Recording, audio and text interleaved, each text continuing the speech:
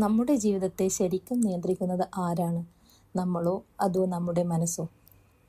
The power of your subconscious mind എന്ന പ്രശസ്ത പുസ്തകത്തിൽ ജോസഫ് മർഫി പറയുന്നത് നമ്മുടെ ജീവിതത്തെ രൂപപ്പെടുത്തുന്നത് 2 ശക്തികളാണെന്നാണ്. ബോധമനസ്സ് അഥവാ കോൺഷ്യസ് മൈൻഡും ഉപബോധ മനസ്സ് അഥവാ സബ് കോൺഷ്യസ് മൈൻഡും. നമസ്കാരം സുഹൃത്തുക്കളെ, ഇന്ന് നമുക്ക് നമ്മുടെ മനസ്സിൻ്റെ അത്ഭുതകരമായ ശക്തിയെക്കുറിച്ച് അറിയാം. നിങ്ങളിപ്പോൾ വായിക്കുകയും ചിന്തിക്കുകയും തീരുമാനങ്ങൾ എടുക്കുകയും ചെയ്യുന്ന മനസ്സിൻ്റെ ഭാഗമാണ് ബോധമനസ്സ്.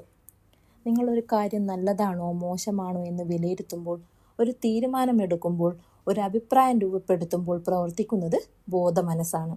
ജോസഫ് മർഫി പറയുന്നത് ബോധമനസ്സ് ഒരു കപ്പലിൻ്റെ ക്യാപ്റ്റനെ പോലെയാണെന്നാണ്. ക്യാപ്റ്റൻ ഏത് ദിശയിലേക്ക് പോകണമെന്ന് തീരുമാനിക്കുന്നു, അതുപോലെ നിങ്ങളുടെ ജീവിതത്തിന് ദിശ നൽകുന്നത് ബോധമനസ്സാണ്. ഒരു തോട്ടക്കാരൻ ഏത് വിത്താണ് നടേണ്ടതെന്ന് തീരുമാനിക്കുന്നത് പോലെ ബോധമനസ്സ് ഏത് ചിന്തകളെ സ്വീകരിക്കണമെന്ന് തീരുമാനിക്കുന്നു.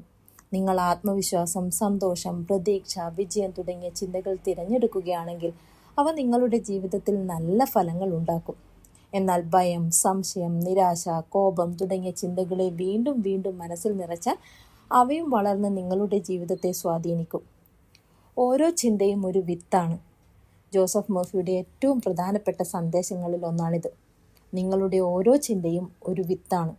എനിക്ക് കഴിയും, ഞാൻ വിജയിക്കും, എൻ്റെ ജീവിതത്തിൽ നല്ല കാര്യങ്ങൾ സംഭവിക്കുന്നു എന്നിങ്ങനെ നിങ്ങൾ സ്ഥിരമായി ചിന്തിച്ചാൽ ആ വിശ്വാസങ്ങൾ ഉപബോധ മനസ്സിലേക്ക് കടക്കുകയും അവ യാഥാർത്ഥ്യമാക്കാൻ അത് പ്രവർത്തിക്കുകയും ചെയ്യും. അതേസമയം എനിക്കൊന്നും ചെയ്യാൻ കഴിയില്ല, ഞാൻ എപ്പോഴും പരാജയപ്പെടും, എൻ്റെ ഭാഗ്യം മോശമാണ് എന്ന ചിന്തകളും അതേ രീതിയിൽ പ്രവർത്തിക്കുന്നു. നമ്മൾ ഉണർന്നിരിക്കുന്ന സമയത്ത് പ്രവർത്തിക്കുന്ന മനസ്സിൻ്റെ ഭാഗമാണ് ബോധമനസ്സ്. നിങ്ങൾ ഈ വീഡിയോ കേൾക്കുന്നതും അതിലെ ആശയങ്ങളെ മനസ്സിലാക്കുന്നതും അവ ശരിയോ തെറ്റോ എന്ന് വിലയിരുത്തുന്നതും ബോധമനസ്സിലൂടെയാണ്. ഇത് യുക്തിപരമായി ചിന്തിക്കുന്നു, താരതമ്യം ചെയ്യുന്നു, വിശകലനം ചെയ്യുന്നു, തീരുമാനങ്ങൾ എടുക്കുന്നു. ഒരു കമ്പ്യൂട്ടറിൻ്റെ നിയന്ത്രണ പാനൽ പോലെ നമ്മുടെ ജീവിതത്തിൻ്റെ ദിശ നിയന്ത്രിക്കുന്ന കേന്ദ്രമാണ് ബോധമനസ്സ്. ജോസഫ് മർഫി പറയുന്നത് ബോധമനസ്സ് ചിന്തിക്കുന്നു, ഉപബോധ മനസ്സ് സൃഷ്ടിക്കുന്നു. നിങ്ങൾ സത്യമാണെന്ന് വിശ്വസിക്കുന്ന കാര്യങ്ങളെ ഉപബോധ മനസ്സ് സ്വീകരിക്കുകയും അവ യാഥാർത്ഥ്യമാക്കാൻ പ്രവർത്തിക്കുകയും ചെയ്യുന്നു. അതിനാൽ നിങ്ങളുടെ ചിന്തകളെ ശ്രദ്ധയോടെ തിരഞ്ഞെടുക്കുക. നമ്മുടെ ജീവിതത്തിൽ സംഭവിക്കുന്ന കാര്യങ്ങളെല്ലാം തന്നെ നമുക്ക് നിയന്ത്രിക്കാൻ കഴിയില്ല, പക്ഷെ അവയെക്കുറിച്ച് എന്ത് ചിന്തിക്കണമെന്ന് നമുക്ക് തിരഞ്ഞെടുക്കാം.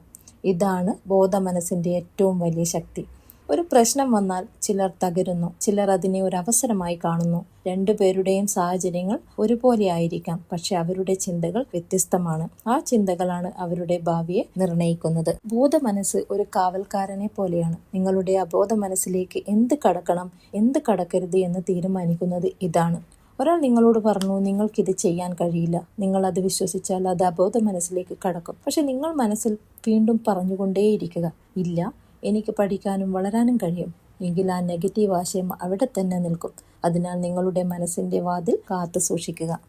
വിജയിച്ചവരും പരാജയപ്പെട്ടവരും തമ്മിലുള്ള ഏറ്റവും വലിയ വ്യത്യാസം അവരുടെ ചിന്തകളിലാണ്. വിജയിച്ചവർ പ്രശ്നങ്ങളെക്കാൾ പരിഹാരങ്ങളിൽ ശ്രദ്ധിക്കുന്നു. അവർ അവസരങ്ങൾ കാണുന്നു. അവർ പ്രതീക്ഷ തിരഞ്ഞെടുക്കുന്നു. അവർ സ്വയം വിശ്വസിക്കുന്നു. ഈ വിശ്വാസം ആദ്യം ബോധമനസ്സിൽ ജനിക്കുന്നു. പിന്നീട് ഉപബോധ മനസ്സ് അതിനെ യാഥാർത്ഥ്യമാക്കാൻ പ്രവർത്തിക്കുന്നു. ഒരു യഥാർത്ഥ ജീവിത ഉദാഹരണത്തിലൂടെ കാര്യങ്ങൾ ഇവിടെ വ്യക്തമാക്കാം. ഒരു അധ്യാപിക തൻ്റെ ജോലി ശരിയായി ചെയ്യാൻ കഴിയില്ലെന്ന് നിരന്തരം ചിന്തിച്ചാൽ ക്ലാസ്സിൽ നിൽക്കുമ്പോൾ അവൾക്ക് ആത്മവിശ്വാസക്കുറവ് അനുഭവപ്പെടും. പക്ഷെ ഓരോ ദിവസവും ഞാൻ നല്ലൊരു അധ്യാപികയാണ്, എൻ്റെ വിദ്യാർത്ഥികൾക്ക് ഞാൻ സഹായകരമാണ്, എനിക്ക് ദിവസേന മെച്ചപ്പെടാൻ കഴിയുന്നു എന്ന് അവൾ വിശ്വസിച്ചാൽ ആ വിശ്വാസം അവളുടെ പ്രവർത്തനങ്ങളിലും പ്രകടമാകും. അങ്ങനെ ചിന്തകൾ യാഥാർത്ഥ്യത്തെ മാറ്റാൻ തുടങ്ങും. ജോസഫ് മർഫി പറയുന്നത് വളരെ ലളിതമാണ്. നിങ്ങളുടെ ബോധ മനസ്സ് തിരഞ്ഞെടുക്കുന്നു, നിങ്ങളുടെ ഉപബോധ മനസ്സ് സൃഷ്ടിക്കുന്നു. അതുകൊണ്ട് ജീവിതം മാറ്റണമെങ്കിൽ ആദ്യം ചിന്തകൾ മാറ്റണം. ചിന്തകൾ മാറുമ്പോൾ വിശ്വാസങ്ങൾ മാറും, വിശ്വാസങ്ങൾ മാറുമ്പോൾ പ്രവർത്തനങ്ങൾ മാറും, പ്രവർത്തനങ്ങൾ മാറുമ്പോൾ ജീവിതവും മാറും. ഇന്നു മുതൽ ഒരു കാര്യം ഓർക്കുക, നിങ്ങളുടെ മനസ്സ് ഒരു പൂന്തോട്ടമാണ്. നിങ്ങളുടെ ബോധ മനസ്സ് അതിൻ്റെ തോട്ടക്കാരനാണ്. നിങ്ങൾ എന്ത് വിതയ്ക്കുന്നുവോ അതാണ് നാളെ വളരുന്നത്. അതിനാൽ സ്നേഹം വിതയ്ക്കൂ, പ്രതീക്ഷ വിതയ്ക്കൂ, ആത്മവിശ്വാസം വിതയ്ക്കൂ, നല്ല ചിന്തകൾ വിതയ്ക്കൂ. കാരണം നിങ്ങളുടെ ഭാവി നിങ്ങൾ ഇന്ന് തിരഞ്ഞെടുക്കുന്ന ചിന്തകളിൽ നിന്നാണ് ജനിക്കുന്നത്. ഓർക്കുക, നിങ്ങൾ ഇന്ന് എന്ത് ചിന്തിക്കുന്നു എന്നതാണ് നാളെ നിങ്ങൾ എന്താകുമെന്ന് തീരുമാനിക്കുന്നത്. നിങ്ങളുടെ ജീവിതം മാറ്റാൻ നിങ്ങൾ ലോകത്തെ മാറ്റേണ്ടതില്ല. നിങ്ങളുടെ ചിന്തകളെ മാത്രം മാറ്റിയാൽ മതി.